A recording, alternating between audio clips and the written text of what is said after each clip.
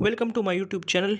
आज हम डिस्कस करेंगे in a station of the metro, जिसको लिखा है एज़रा पोंड ने। तो एज़रा पोंड एक अमेरिकन राइटर और पोएट है और वो इमेजिस्ट मूवमेंट के फाउंडर भी कंसिडर किए जाते हैं। तो इस पोएम को स्टार्ट करने से पहले हम इमेजिज्म के बारे में डिस्कस करेंगे कि ये क्या है और इसके गोल क्या थे। Imagism was an earlier 20th century movement born in England and America. It was a reaction to romantic and Victorian poetry. तो इमेजिज्म जो था तो ये एक मॉडर्न मूवमेंट है और ये एक रिएक्शन था रोमांटिक और विक्टोरियन पोइट्री के against. Ezra Pound was the father of Imagist movement. Ezra Pound wrote an essay about Imagist poetry.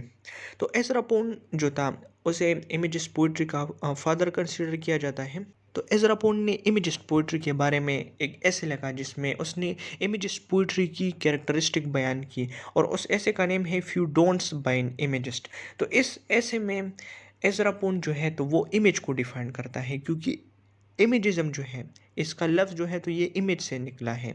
अब जो इमेजिस्ट राइटर हैं तो ये राइटर ये कोशिश करते हैं कि अपनी पोइट्री के ज़रिए जो है तो वो एक पिक्चर बनाए, वो चीज़ों को इस तरह डिस्क्राइब करे कि लोगों के सामने उसकी पिक्चर आ जाए। तो इसलिए अपने ऐसे में एज़रा पोंड ने राइटर्स को कुछ टिप्स दी हैं और वो सबसे पहले इमेज को डिफाइन करते हैं। वो कहते हैं that presents an intellectual and emotional complex in an instant of time.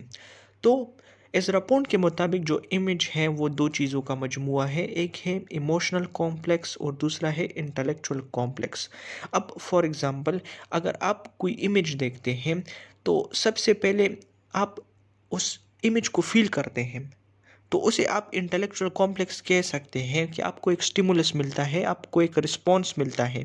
फिर दूसरा होता है इमोशनल कॉम्प्लेक्स, यानी कि जब आप किसी चीज़ को देखते हैं या किसी इमेज को देखते हैं तो आप या तो उसे लाइक करते हैं या डिसलाइक करते हैं। तो अकॉर्डिंग टू पोंड जो इमेज हमारे पास है तो वो इंटेलेक्चुअल और इमोशनल कॉम्प्लेक्स का मजमूआ है। Ezra Pound was inspired by Japanese haiku. Therefore, in this essay, he said a poet should use fewer words and write concisely.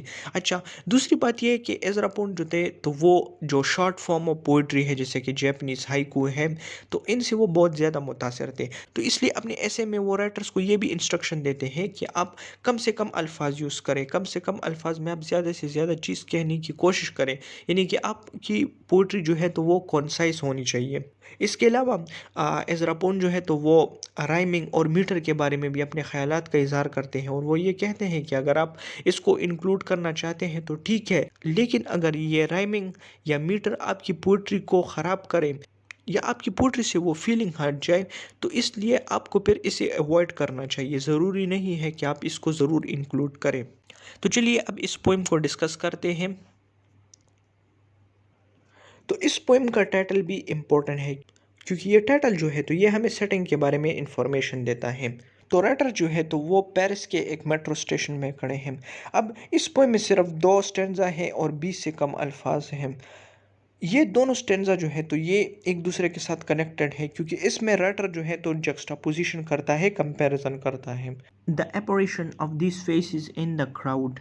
एपरेशन का मतलब है गोस्ट, इसका दूसरा मतलब है अपीयरेंस। तो राइटर कहते हैं कि मेट्रो स्टेशन में जो लोग हैं तो वो गोस्ट की तरह, वो भूतों की तरह दिख रहे हैं।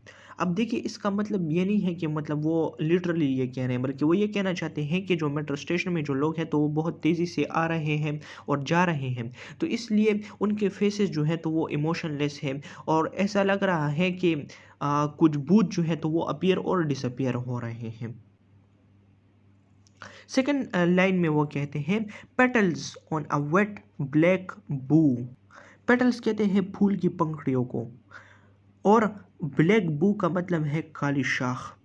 तो देखिए फर्स्ट लाइन में जो है तो वो मेट्रो स्टेशन को डिस्क्राइब करते हैं, उसमें लोगों को डिस्क्राइब करते हैं, ठीक है। तो हम ये कह सकते हैं कि राइटर जो है तो वो इसके बारे में सोच रहा है, वो स्टेशन को ऑब्जर्व कर रहा है, लेकिन फिर अचानक उसे कुछ याद आता है।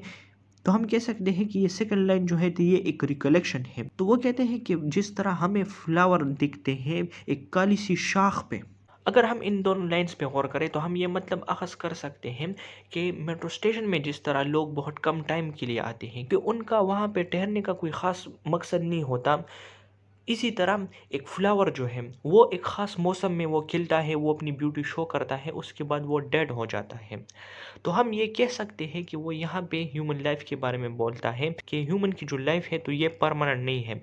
दूसरा ये कि हम ये कह सकते हैं कि वो टाइम के बारे में बताता है कि टाइम जो है तो वो हमारे पास स्टैटिक नहीं है, बल्कि टाइम बहुत तेज़ी से गुजर रहा है। तीसरी बात हम ये कह सकते हैं कि वो यहाँ पे शहरी ज़िंदगी को देहाती ज़िंदगी के साथ कंपेयर कर रहा है, क्योंकि मेट्रो स्टेशन जो होता है तो वो सिटी में होता है, लेकिन दूसरी लाइन में वो एक विलेज को डिस्क्राइब कर रहे हैं।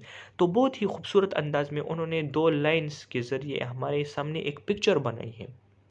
मैंने ये एनालिसिस लिखा भी है, तो अगर आप नोट्स बनाना चाहते हैं तो आप वीडियो को पॉज करके इससे लिख भी सकते हैं या आप स्क्रीनशॉट भी ले सकते हैं। ये फर्स्ट लाइन के नोट्स हैं और ये सेकंड लाइन के नोट्स हैं। अगर आपको कोई क्वेश्चन है तो आप कमेंट में पूछ सकते हैं। Thank you.